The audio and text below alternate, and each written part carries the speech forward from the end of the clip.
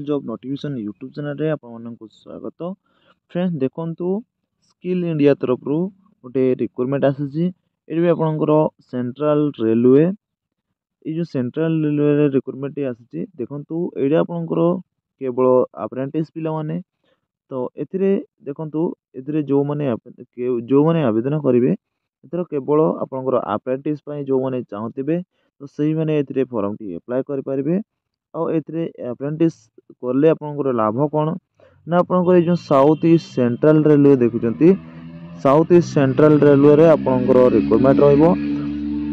तो एथिरे जितेबेले आपन रिक्रुटमेंट पकेबे तो एबे जेहेतु आपन ग्रुप डी आ ग्रुप आपनकर एनटीपीसी रिक्रुटमेंट आसुचे एथिरे आपनकर अप्रेंटिस मध्ये मागिबो।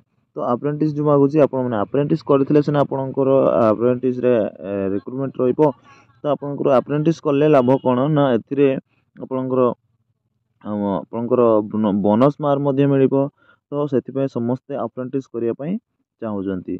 तो फ्रेंड्स देखो ये जो अप्रेंटिस करेंगे आपंकर कौटी करेंगे नागपुर डिविजन गोटे अप्रेंटिस रोचे आपंकर आपंकर मोतीबाग वर्कशॉप आपंकर रोचे ये जो आपंकर अप्रेंटिस पोस्ट होचे केतोटी पोस्ट होची देखंतु एथिरे 861 पोस्ट टोटाल रोचे ये जो 861 पोस्ट रोचे एथिरे तो आपंकर देखंतु एथिरे पोस्ट फिटर कारपेंटर वेल्डर कपा जोटा computer electrician stenographer English secretary assistant plumber planter wireman electronic machine diesel machine officer trimmer machinist tuner ये सब पोस्ट मशीनिस्ट टूनर तापर आपनकर कोन रहउची ना आपन dental laboratory technical hospital waste management technician health inspector gas cutter ये जो post आप देखुंत गैस कटर ता स्टेनोग्राफर हिंदी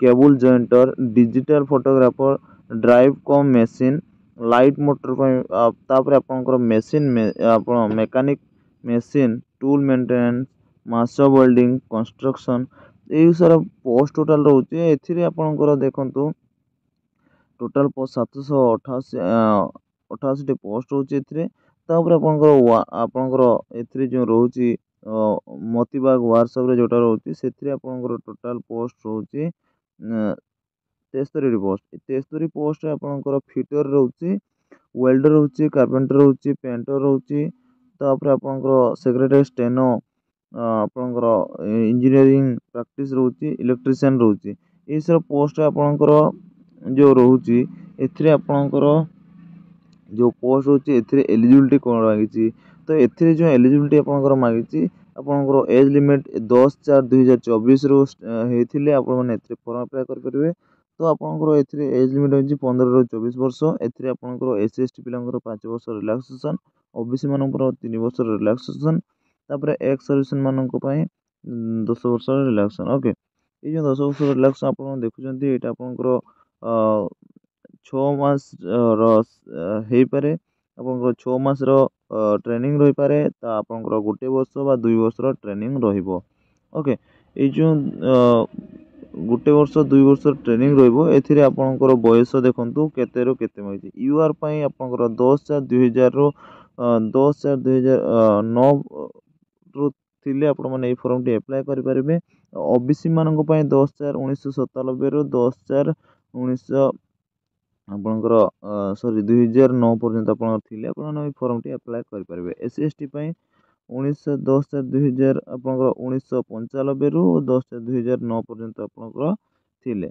ओके ए पीओडब्ल्यू आ एक्स सर्विसमैन मानक पई 1990 रो आपनकर 2000 पर्यंत आपण थिले आपण माने ए फॉर्म टी अप्लाई करि परिबे। तो आपनकर एथिरे मैट्रिकुलेशन रे आपनकर मैक्सिमम 50% मार्क थिले आपण माने अप्रेंटिस करि परिबे। ए जो अप्रेंटिस करबे आपनकर रेलवे पई बहुत भलो वैकेंसी रहइबो। तो आपनकर ए जो नेशनल ट्रेड सर्टिफिकेट आपनकर आईटीआई भी जदी करथिबे ताले आपण माने एथिरे फॉर्म अप्लाई करि परिबे।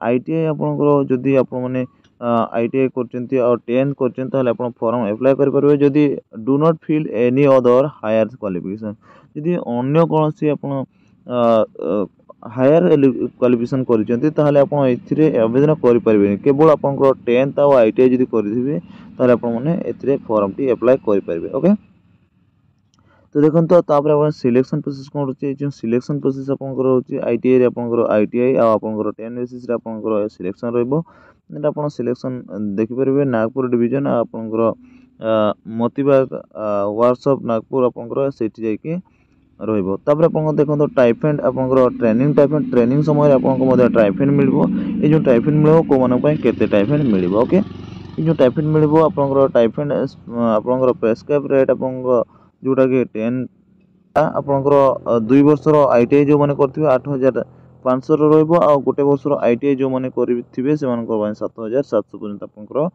टाइफेंड रहइबो। ओके ए जो फॉर्म टी अप्लाई करिवे ऑनलाइन रे अप्लाई करिवे ए ऑनलाइन रे अप्लाई करिवे फॉर्म टी अप्लाई करले तो आपनकर केबेठरो ऑनलाइन अप्लाई स्टार्ट हो तो 10/4/2024 रो आपन माने फॉर्म टी अप्लाई करिवे एथिरे 9/5/2024 रे आपनकर शेष तारीख रहिबो। ओके देखो तो आउथरे को देउची 10/4/2024 रो 9/5/2000 मे। ओके 9 मे 2024 पर्यंत आपन माने लास्ट डेट रहिबो एथिरे आपन माने फॉर्म टी अप्लाई करबे।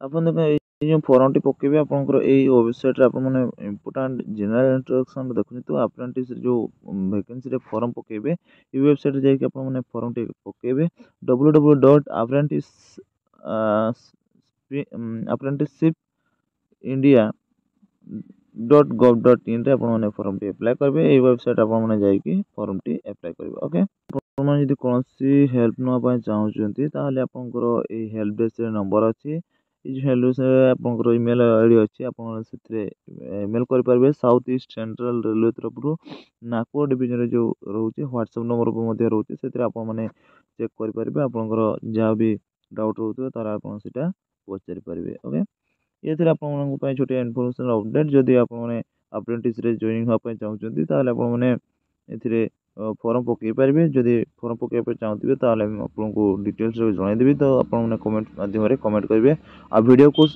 निहाती भाव शेयर करेंगे। एथर जो मैंने 10 पास कर फॉर्म टी अप्लाई करेंगे।